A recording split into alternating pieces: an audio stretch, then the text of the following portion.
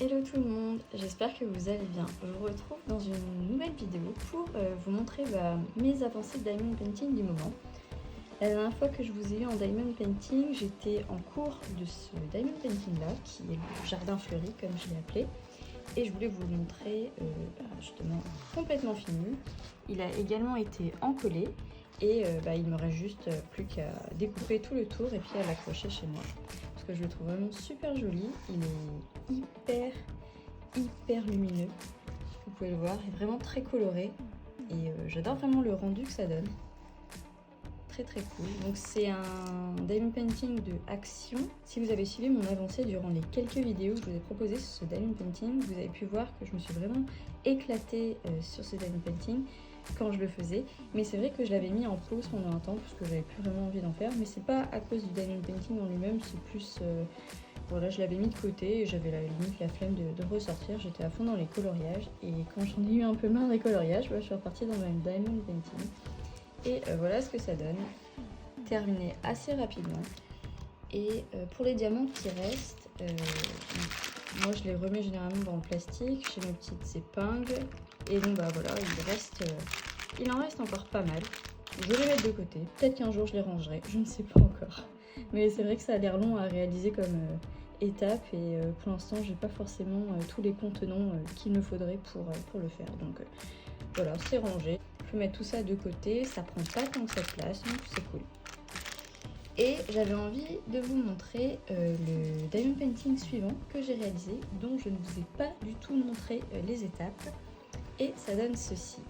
Alors je vous l'avais partagé complètement vierge lors de ma vidéo sur DIY cross stitch.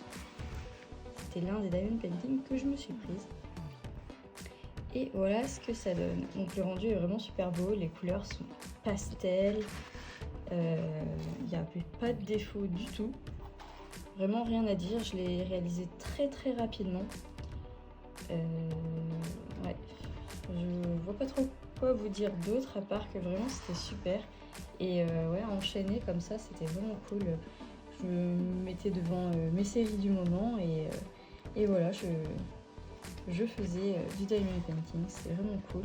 La toile elle collait super bien, les diamants hyper agréables à poser et je trouve que le rendu est vraiment chouette.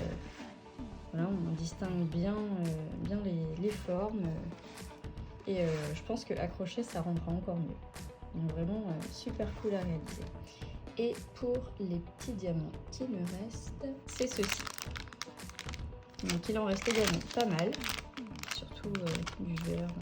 Vous voyez à peu près les couleurs qui restent. Il reste forcément des diamants de toutes les sortes qui m'étaient proposées. Il y en a toujours trop, donc c'est cool. Et après, voilà, faut les mettre de côté, il faut pouvoir les ranger. Et comme je vous l'ai dit, c'est quelque chose que je pense je ferai un jour, mais pas tout de suite. Donc voilà. Je vais mettre ça de côté et je reviens à vous pour vous montrer le diamond painting du moment. Donc, mon diamond painting du moment, c'est celui-ci. Alors, j'ai enlevé le plastique. Donc voilà, vous allez me voir. Et donc, de plus près, donc ça va ressembler à ça. Donc, c'est une sorte de clairière de forêt vue d'en bas vers le haut, vers le ciel. Et on commence à distinguer un peu les arbres et le crépuscule derrière. Donc c'est une toile que j'ai depuis vraiment très longtemps. C'était quand le site Wish existait encore, car j'ai vu récemment qu'il n'existait plus. Et voilà, bon, je l'avais mis de côté et je sais pas si c'est parce que j'ai depuis longtemps ou pas, mais la toile elle colle pas tant que ça. En tout cas quand je mets les diamants, elle colle beaucoup moins que les autres toiles que j'ai déjà fait.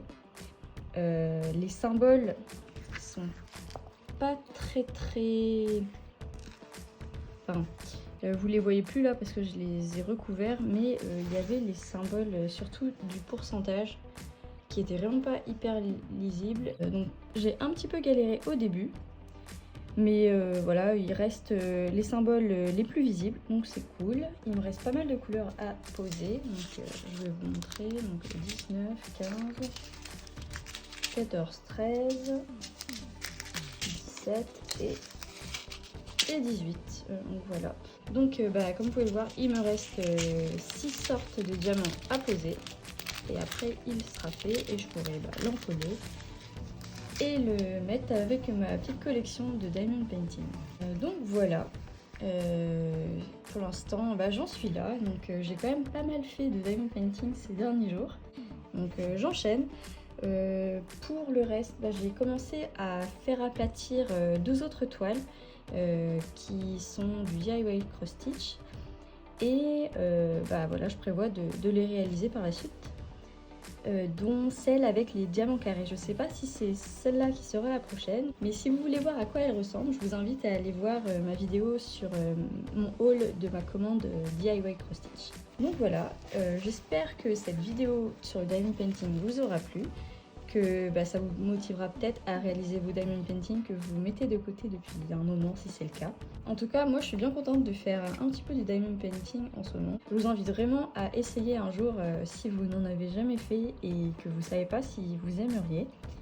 Ça pourrait vous plaire en tout cas. J'espère que cette vidéo vous aura plu. J'espère que vous allez bien, que vous profitez bien du beau temps et du bel été qui a commencé. Je vous fais de gros bisous, je vous dis à bientôt dans une nouvelle vidéo. Bye!